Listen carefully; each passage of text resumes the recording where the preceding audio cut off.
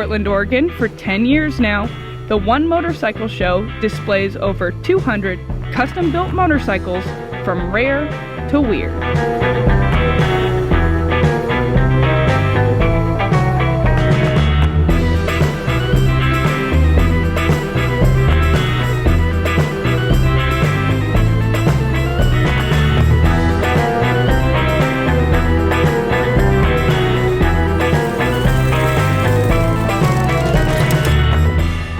I'm Sena and I built a mini chopper courtesy of Dice Magazine for the One Show. Such a great reaction when people see it and just can't stop laughing.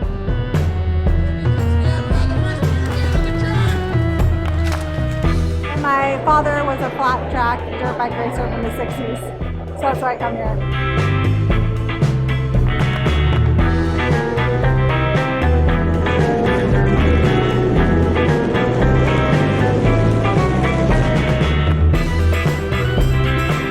I'm a pinstriper, and I pinstripe motorcycles and helmets.